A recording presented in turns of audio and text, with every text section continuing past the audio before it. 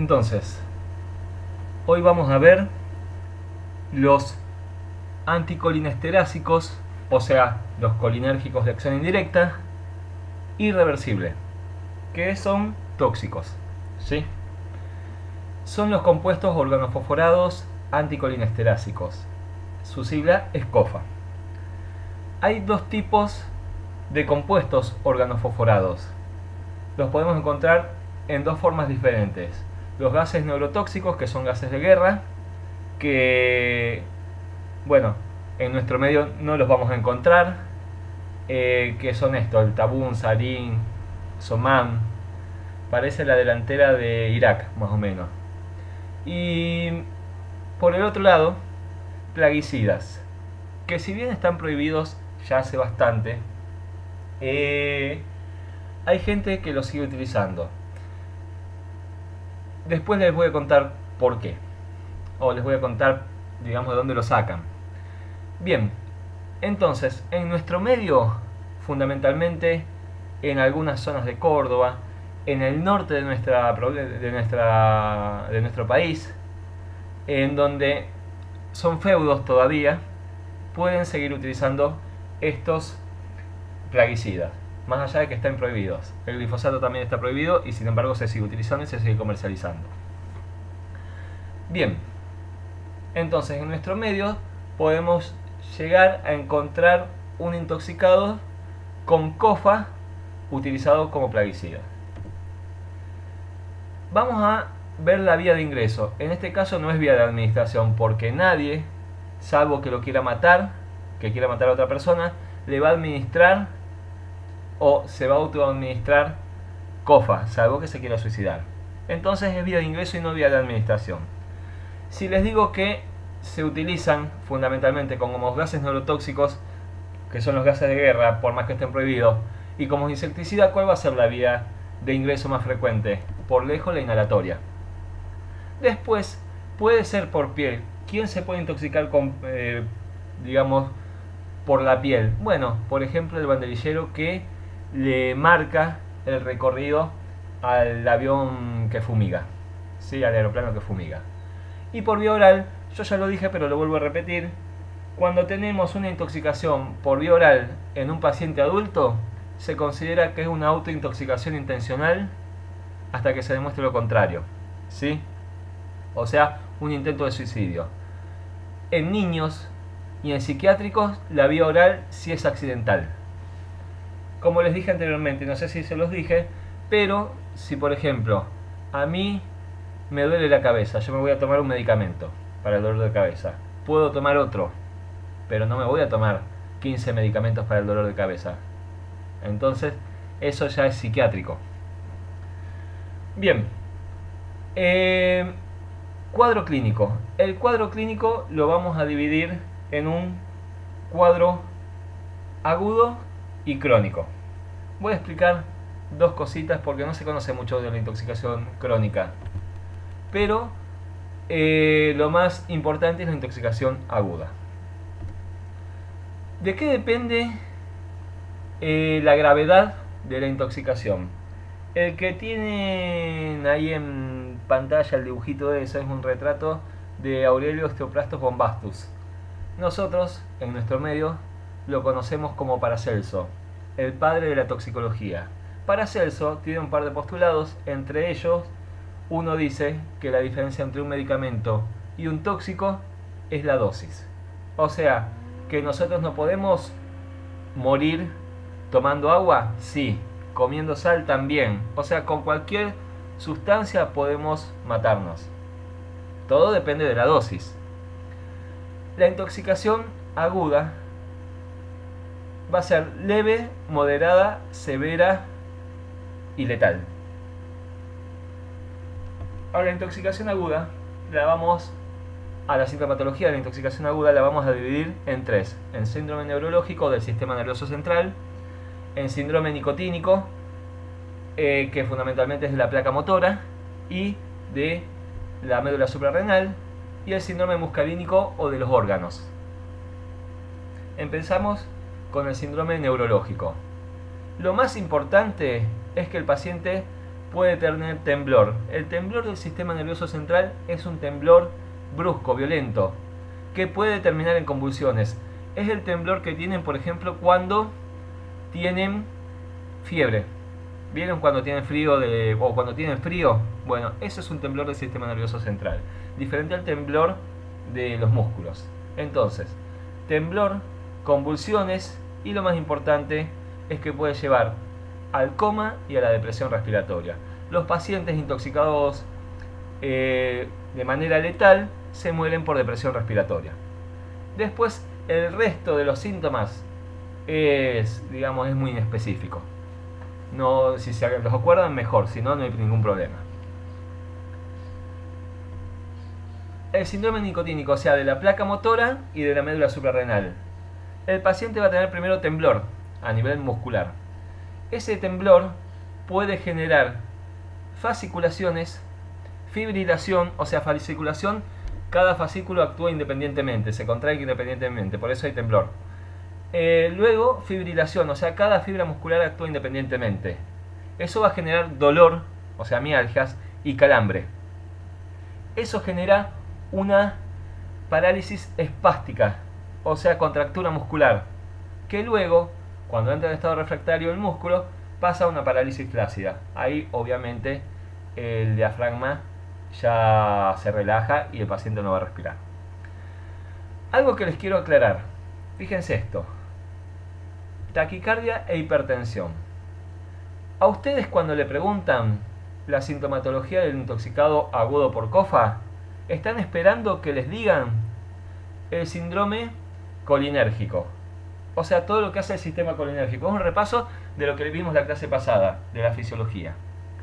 ¿Por qué se produce hipertensión cuando el sistema parasimpático produce todo lo contrario, produce hipotensión? Acuérdense que los de M3, la estimulación M3 por parte de la acetilcolina produce liberación de óxido nítrico que produce vasodilatación. Y a nivel cardíaco, la estimulación de los M2 producen cronodrominotropismo negativo. O sea, hay bradicardia, no hay taquicardia. ¿Pero por qué se produce taquicardia e hipertensión? Porque la estimulación de los receptores nicotínicos neuronales de la médula suprarrenal genera liberación de adrenalina.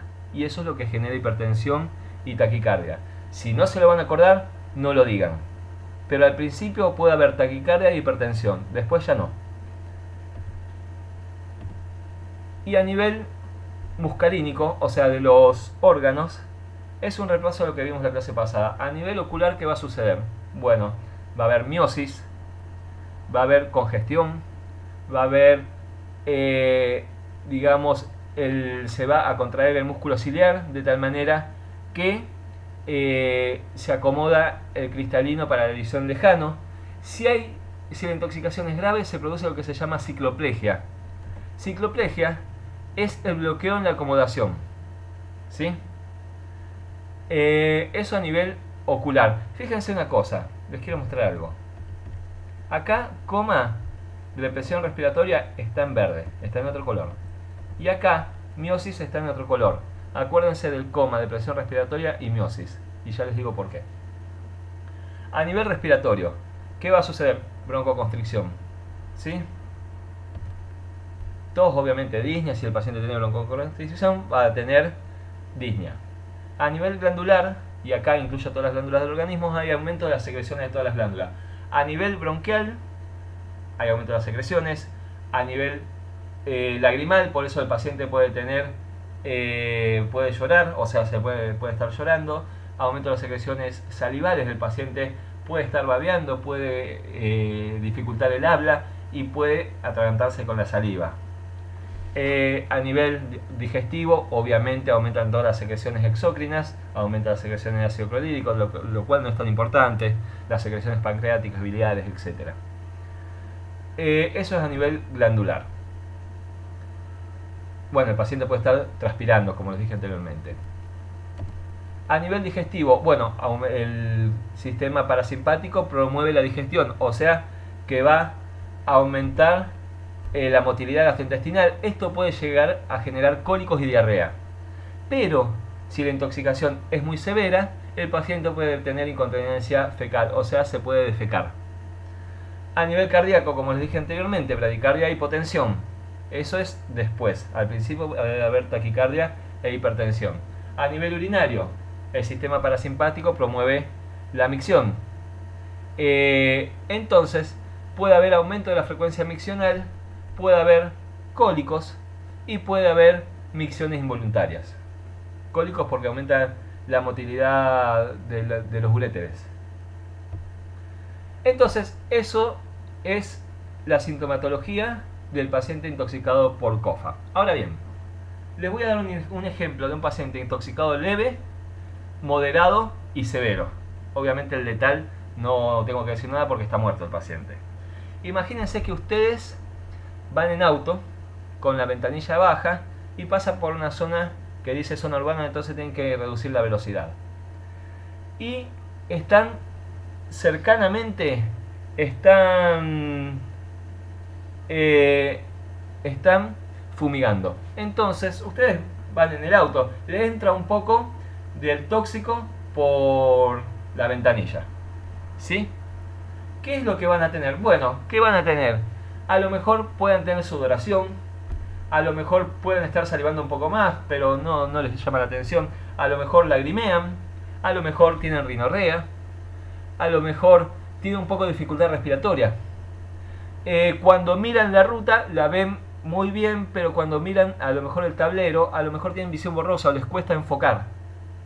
Les da ganas de orinar o de defecar. Y en el día se les pasa. No es tan grave la intoxicación. O sea, en el día se les pasa o al otro día se les pasa. Se notan que están defecando más frecuentemente o que tienen diarrea y que tienen muchas ganas de orinar y orinan más frecuentemente.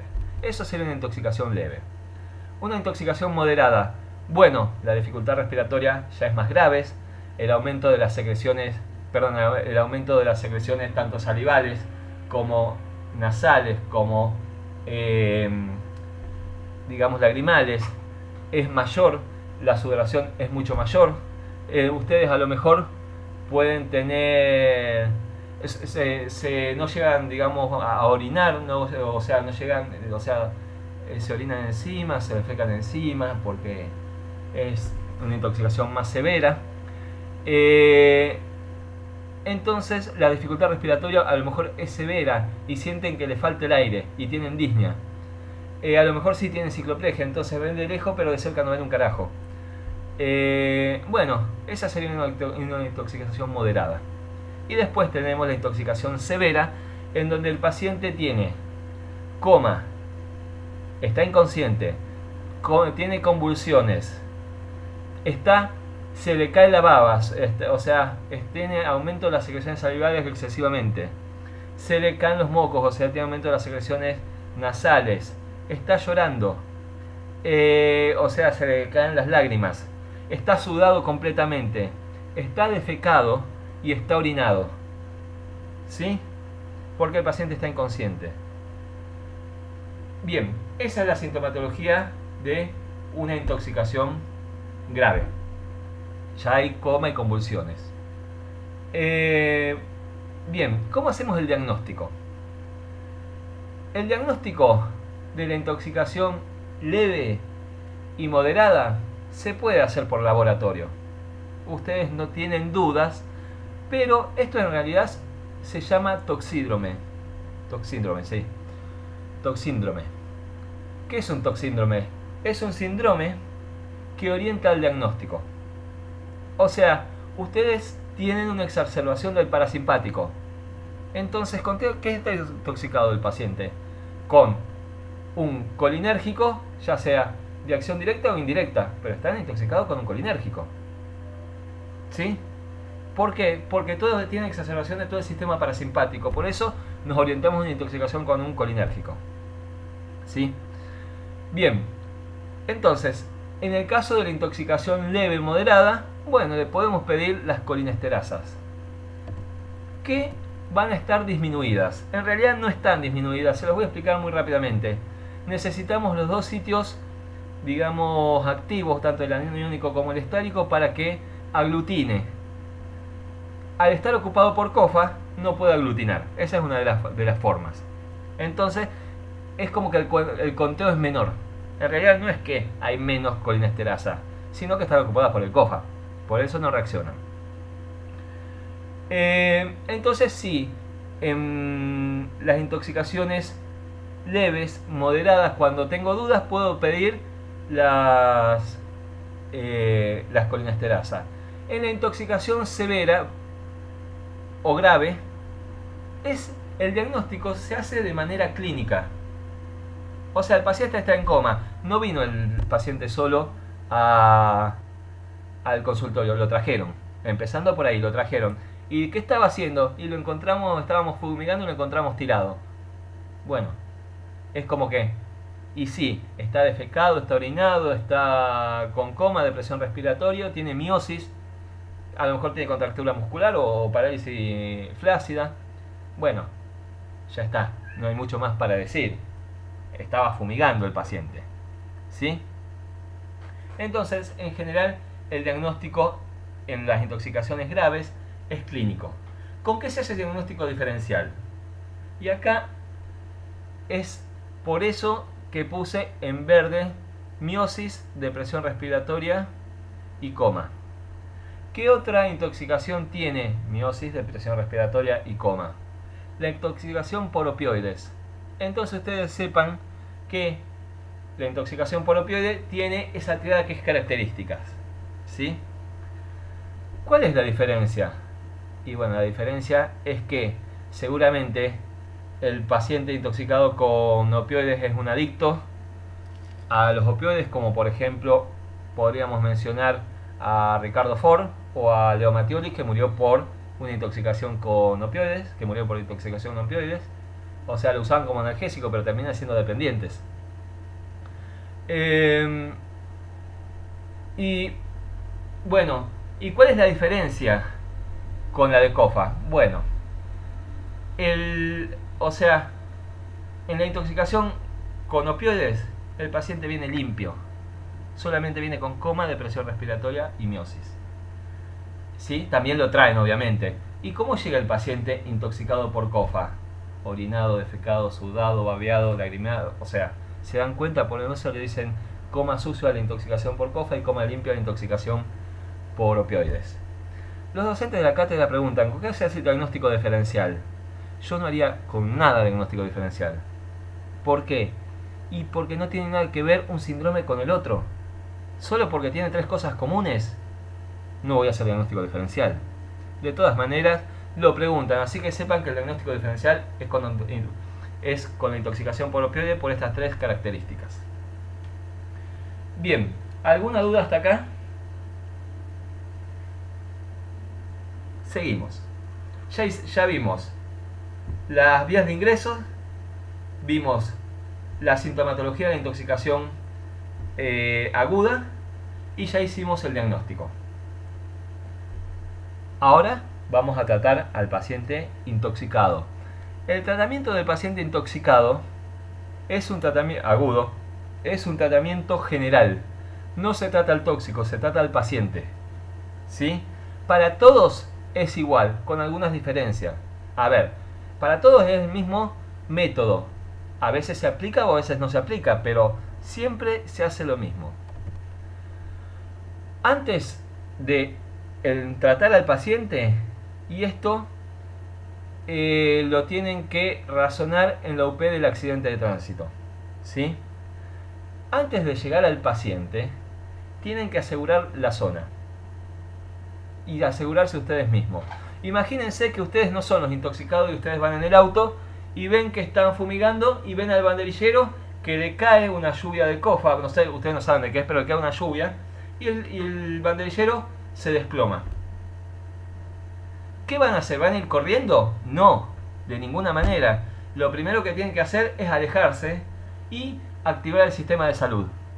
En el accidente de tránsito, ¿qué harían? Bueno, en el accidente de tránsito, primero tienen que ver si hay, por ejemplo, gasolina derramada. Tienen que marcar, digamos, la zona para que el accidente no se siga aumentando, para que los vehículos vean el accidente y eviten producirse más daño.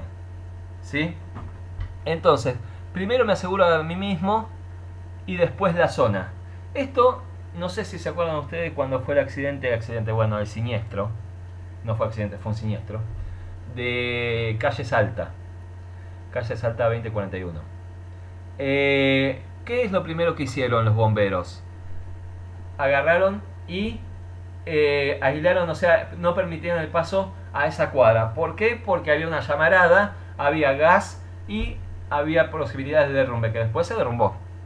Entonces, solamente pasaban a esa cuadra los esenciales. De hecho, muchos médicos fueron a ofrecerse para trabajar y no los dejaron pasar. ¿Por qué? Porque solamente pasaban los que eran necesarios.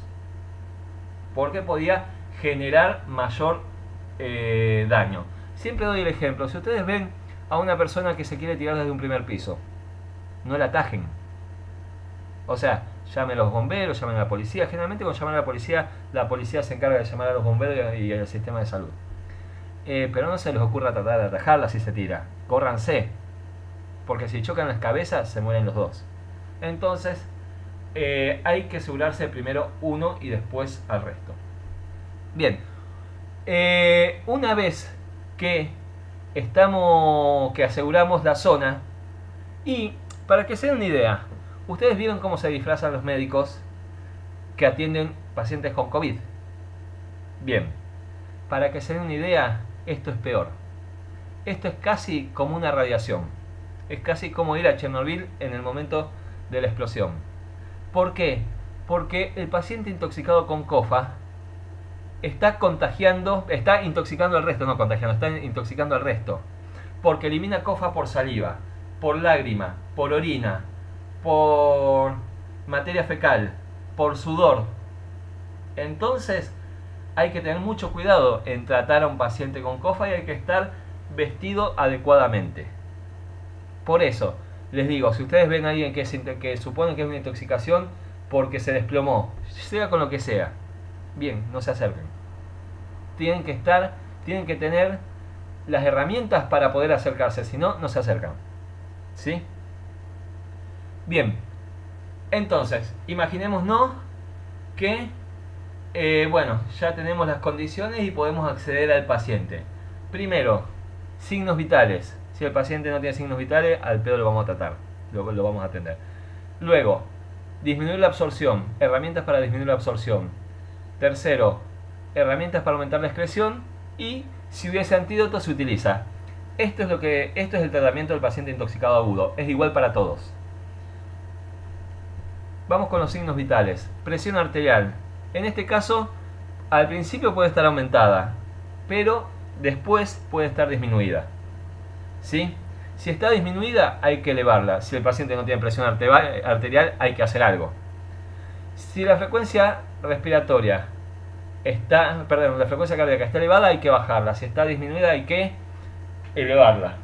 Si el corazón no late, bueno, se puede practicar RCP, o sea, hacer RCP. Si no tenemos nada, se puede desfibrilar al paciente con un desfibrilador. Si no tenemos un desfibrilador, se le puede dar un golpe muy fuerte en el medio de las costillas, en el esternón, perdón. Pero tiene que ser muy fuerte el golpe. Generalmente no se hace porque es bastante impresionante y podemos fracturar costilla, pero la gente que ve eso no le gusta. Si hay público no le va a gustar que ustedes le peguen en el pecho muy fuerte.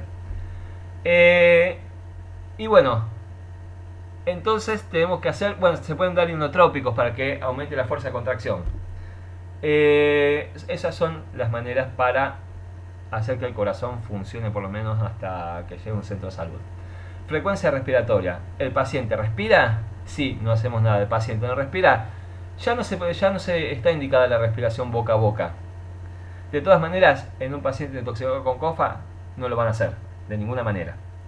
La respiración boca a boca se puede hacer si ustedes quieren hacerlo. No están obligados. Y si quieren hacerlo, si es un familiar o alguien, pueden hacerlo. Si no lo queremos hacer y tenemos una bolsa, podemos bolsear al paciente. Y si estamos en un centro de salud, lo podemos intubar y conectar al respirador. Temperatura corporal. ¿Está elevada? Bueno, hay que disminuirla. Si está disminuida, hay que elevarla. Por ejemplo, en los pacientes que están intoxicados con alcohol, tienen un coma alcohólico, hay vasodilatación cutánea y el paciente pierde temperatura. Entonces hay que abrigarlo al paciente. Hay que ponerlo en un ambiente cálido y hay que abrigarlo. Para dar un ejemplo. Entonces, una vez que el paciente está estable, ya sea naturalmente o artificialmente, podemos empezar a tratar la intoxicación. Tenemos herramientas para disminuir la absorción. ¿Cuáles son las herramientas? Carbón activado. ¿Qué es el carbón activado? El carbón activado es un adsorbente con D. Lo expliqué cuando vimos mecanismo de acción de los fármacos, o sea, al principio de farmacodinámica. El carbón activado surge de la pirólisis de un tronco de un árbol y después se activa con vapor, enriquecido con distintas sustancias. Es un polvo negro que, si el paciente está consciente, se lo disuelve en agua y se lo administra por vía oral para que el paciente lo toma. Si el paciente está inconsciente, se usa con sonda nasogástrica. Está lo que se llama la diálisis intestinal, que son grandes cantidades de carbón activado por sonda nasogástrica. Eso sí es por sonda, pero son muchas cantidades es mucha cantidad de carbón activado. No tiene contraindicaciones el carbón activado. Es conocido como el oro negro de la toxicología. Hay situaciones en las cuales no sirve. Por ejemplo, intoxicación con metales no sirve porque no absorbe, no agarra las moléculas. La intoxicación con alcohol tampoco. Bueno, si se puede usar, se utiliza. En el intoxicado con COFA no lo vamos a utilizar porque ¿cuál es la intoxicación? La vía de administración, la vía de ingreso más frecuente, la vía inhalatoria.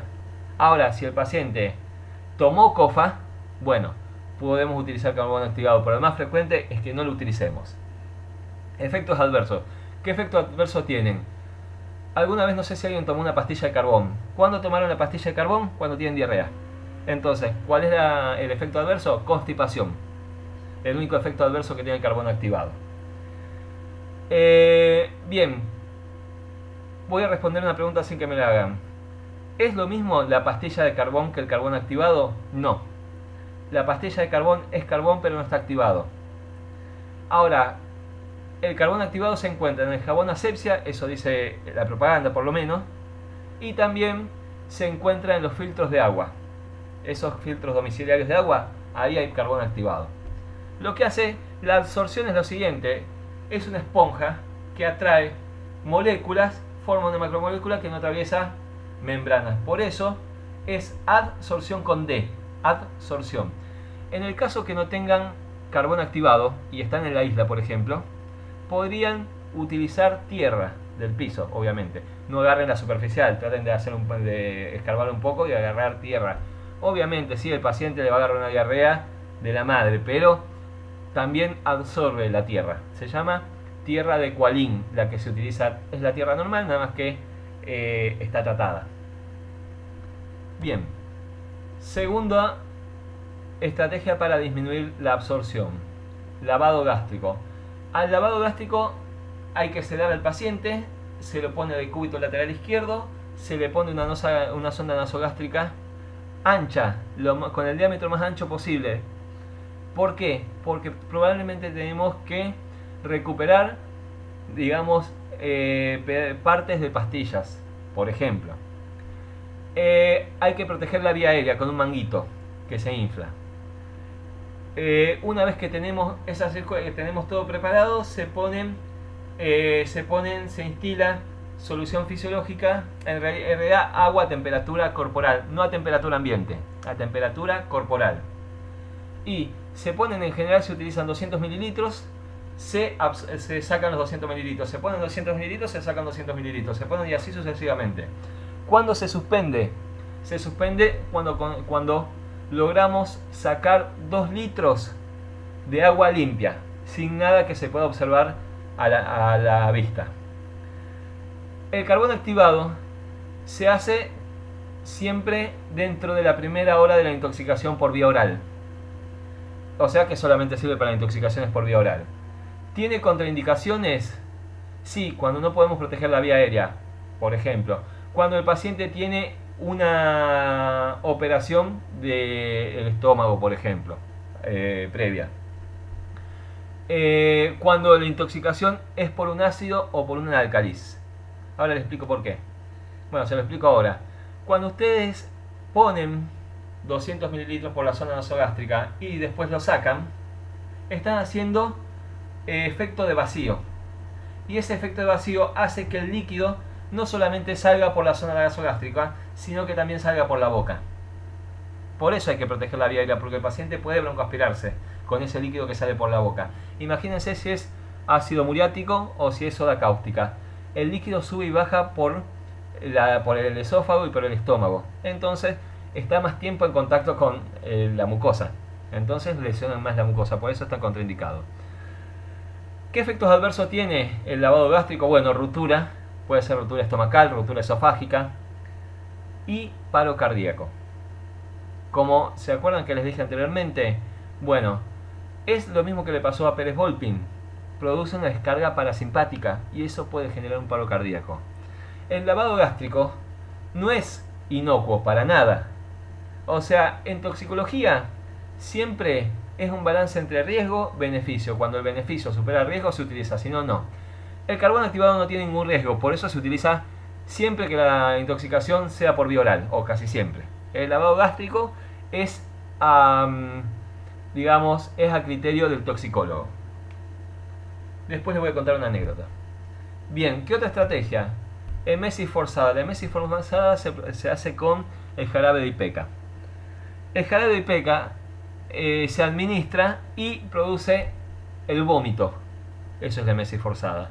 Y es muy eficaz para inducir el vómito. ¿Sí? Esto está en el cuaderno del alumno. Pero les voy a contar. A mí me formó Juan Carlos Piola, que era toxicólogo. Y él era el jefe de la residencia de toxicología. Y era una persona que se actualizaba constantemente. Y nos actualizaba a nosotros. Pasé cerca de 20 años al lado de Piola. Un poco menos, pero cerca de 20 años, 18 años al lado de Piola. Además yo era amigo de él. Una de las cosas que... Una de las últimas actualizaciones de la toxicología, ahora ya no sé más de toxicología porque realmente no estoy en contacto, bueno, porque Piola falleció y no estoy en contacto con toxicólogos, pero una de las cosas que cuando salió nos contó y nos dio una clase era que la emesis forzada se dejó de utilizar. Antes, cualquier paciente que tenía una intoxicación por vía oral se le provocaba el vómito.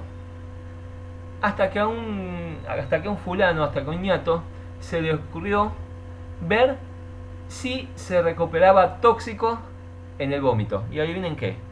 No. O la recuperación del tóxico no justificaba la generación del vómito. Piensen que un vómito no es algo inocuo. O sea, durante el vómito uno se puede broncoaspirar, no es algo sencillo, ¿sí? Se puede, digamos, deshidratar, hay un montón de situaciones que produce el vómito. Entonces, se dejó de usar. Ustedes no digan se dejó de usar. Ustedes estudienlo y digan, tengo entendido que se dejó de usar porque no se recuperaba tóxico en el vómito. Si les llega a tomar toxicólogos como Dorita Prada, como Juliana Bolini o como Marcela Evangelista, van a estar de acuerdo con lo que dicen. Van a estar de acuerdo con eso, porque también fueron formados por Piola. Ahora, si les toma el profesor titular, les va a decir que está mal, porque el profesor titular no fue formado por Piola y nunca estuvo en las actualizaciones. Porque nosotros dábamos clases entre nosotros y nos actualizábamos constantemente. Y el profesor titular, lo que dice el libro es, digamos, regla, es ley. ¿Sí? Entonces lo que está en el cuaderno del alumno para él es ley. Así que no digan, no se usa más. No digan, tengo entendido que se dejó de utilizar o se utiliza con menos frecuencia porque no se recupera tóxico en el vómito. Y ahí seguramente alguien le dirá, bueno, si es verdad, ya se dejó de utilizar. Entonces, en un paciente intoxicado con COFA, salvo que la intoxicación sea por vía oral, que no es común, que no es para nada común, no es, o sea, no existe prácticamente, no vamos a usar ninguna estrategia para disminuir la absorción porque solamente sirven cuando la intoxicación fue por vía oral. ¿Sí? Punto 3. Estrategias para aumentar la excreción. Diuresis forzada, atrapamiento iónico, alcalinizar o acidificar el medio para después dar un diurético y de esa manera se produzca la secreción tubular. Piensen esto. El COFA es liposoluble, de hecho se deposita en el tejido adiposo, es muy liposoluble. Son derivados del ácido fosfórico. Normalmente el COFA sufriría de filtración glomerular porque es liposoluble. Ahora lo que vamos a hacer nosotros es convertirlo en hidrosoluble. Se va a dejar de secretar, dejar de excretar por filtración glomerular. Ahora pasa a secretarse por los túbulos. Deja de filtrarse, pasa a secretarse por los túbulos. Si no diéramos un diurético, no hablo necesariamente del COFA, si no diéramos un diurético, ahí empezaría a generarse cinética no lineal de excreción, porque se saturarían los transportadores a nivel de la excreción. Recuerden que la secreción tubular tiene un transporte activo y un transporte pasivo. De los ácidos es primero transporte activo, un contratransporte con alfa-cetoglutarato y después difusión facilitada. Si no damos un diurético, el fármaco no se va nunca más, el tóxico no se va nunca más. Entonces por eso es necesario dar un diurético de asa que se llama furosemida. Ahora bien, si ante la pregunta, ¿se utiliza diurético en un intoxicado grave por COFA? No creo. ¿Por qué? Yo nunca vi un intoxicado con COFA y creo que los toxicólogos que están actualmente tampoco lo vieron. ¿Por qué? Sí lo habrán estudiado, yo no lo sé, pero ¿por qué no daríamos un diurético? Porque el paciente ya está orinando, tiene aumento de la diuresis. No le vamos a aumentar la diuresis. Imagínense que el paciente puede estar vomitando espontáneamente porque aumenta la motilidad gastrointestinal, puede estar defecando, puede estar orinando, está sudando, así que el paciente es muy probable que se deshidrate o que se esté deshidratando. No le vamos a aumentar el volumen de orina. Eso suena lógico. Bien, ¿se hace la diuresis forzada? Sí, se hace la diuresis forzada. Otra estrategia. Bueno, antes de la diuresis forzada, ¿qué vamos a hacer? Si es un derivado del ácido fosfórico, vamos a alcalinizar el medio con bicarbonato y damos un diurético. ¿Sí? Hacemos el atrapamiento iónico. Otra estrategia para aumentar la excreción es la hemodiálisis. Lo que se hace en la hemodiálisis es, se hace una fístula arteriovenosa que se hace en un segundo y se conecta al paciente a una máquina de hemodiálisis.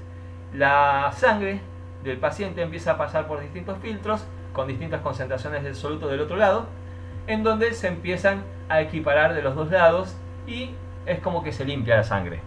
¿Sí? La pregunta, ¿se hace hemodiálisis? Estaría muy indicado porque además la hemodiálisis sirve para corregir el medio interno, corregir los trastornos del medio interno. En este caso, ¿qué trastorno del medio interno tendríamos? Pensemos, ¿tenemos depresión respiratoria? Sí.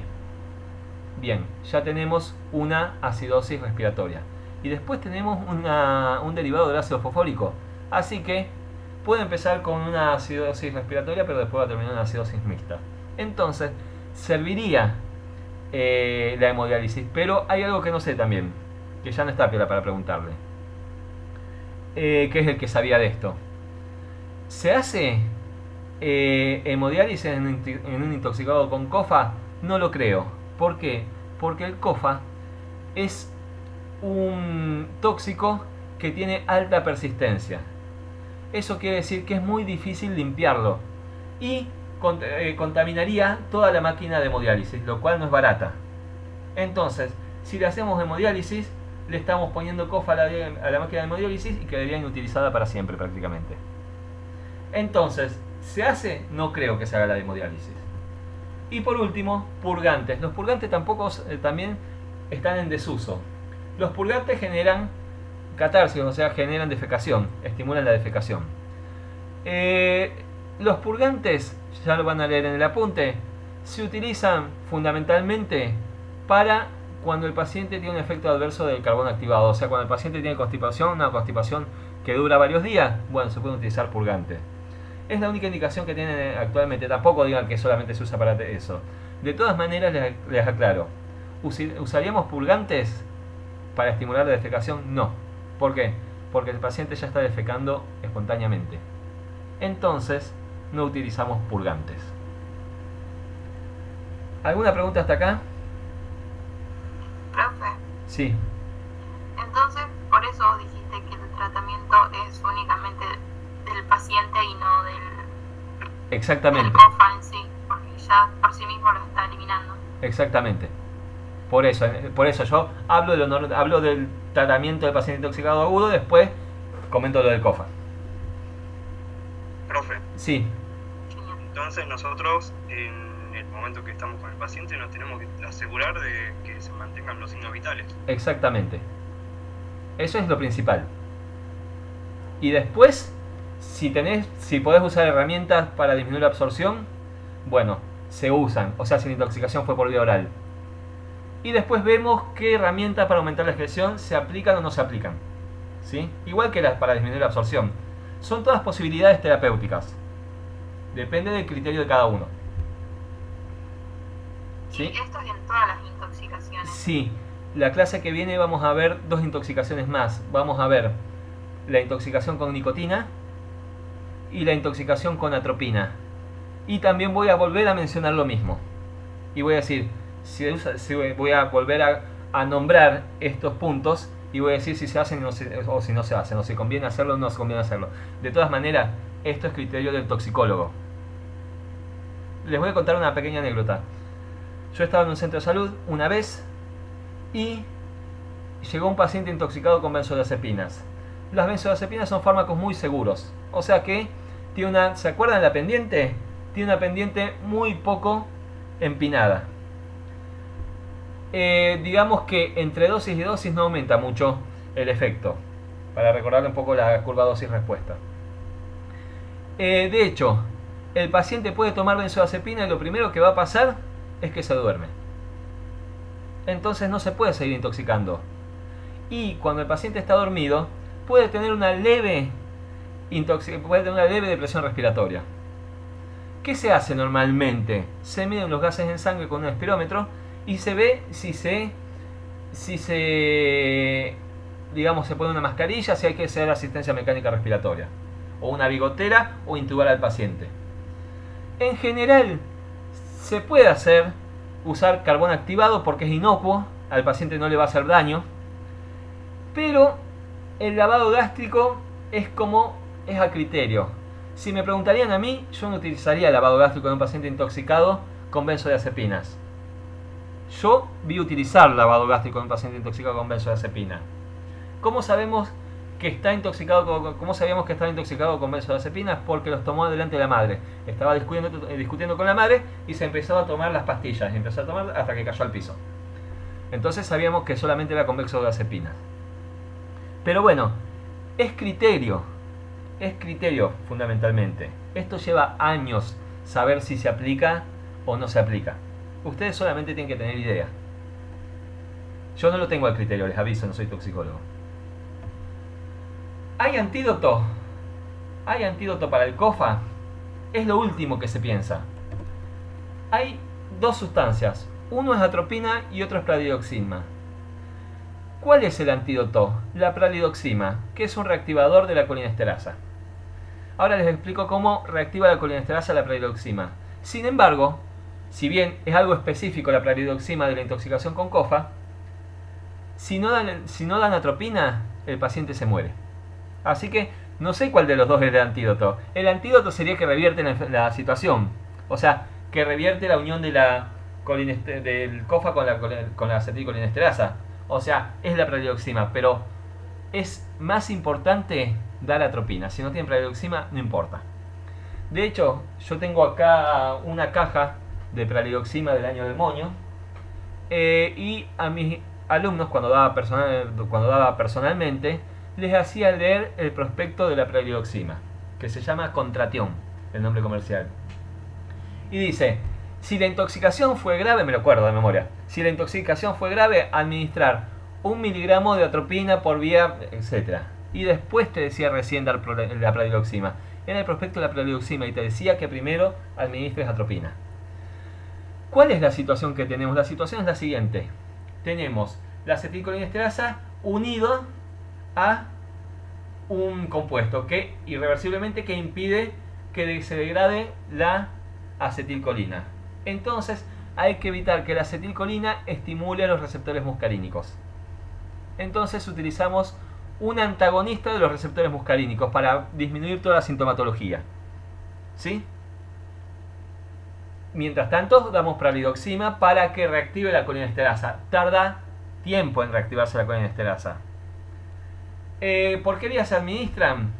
Todo depende. Generalmente se administran por vía intravenosa, pero pueden administrarse por vía intramuscular y por vía oral. De todas maneras, si lo vamos a administrar por vía oral, el paciente tiene que estar consciente. Así que la intoxicación no es severa y es probable que no requiera no requiera pralidoxima. O, en general, una intoxicación moderada, leve, digamos, no requieren la administración del antídoto. Bien, ahí está el antídoto. Esta es la situación.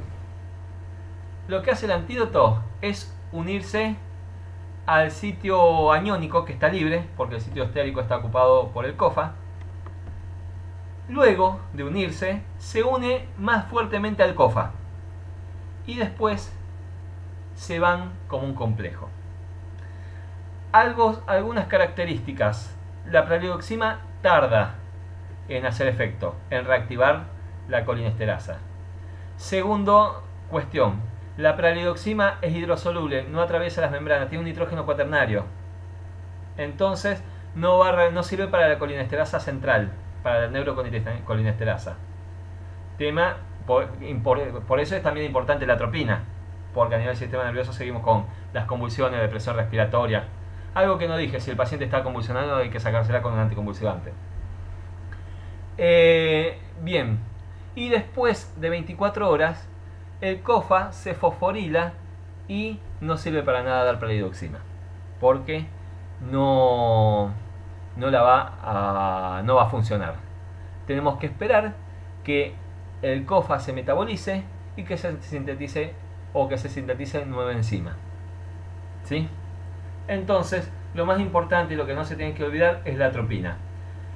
La atropina produce un efecto adverso que ya lo vamos a estudiar, pero que es muy frecuente, que es la taquicardia. Es más, cuando hay cierta taquicardia, se considera que el paciente está atropinizado. La taquicardia no la podemos mantener mucho tiempo. O sea, cuando se llega, que no importa el número, cuando se da atropina y llega a cierto nivel de atropina, pero llega a cierto nivel, a cierta frecuencia cardíaca, se suspende la atropina. Esperamos que el corazón, que la frecuencia cardíaca vuelva a la normalidad, se vuelve a dar atropina. Hasta que la frecuencia cardíaca aumenta mucho, suspendemos la atropina y así sucesivamente. Después les voy a contar algunas cosas.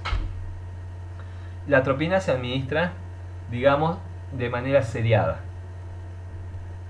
Bueno, lo que le quería contar era lo siguiente.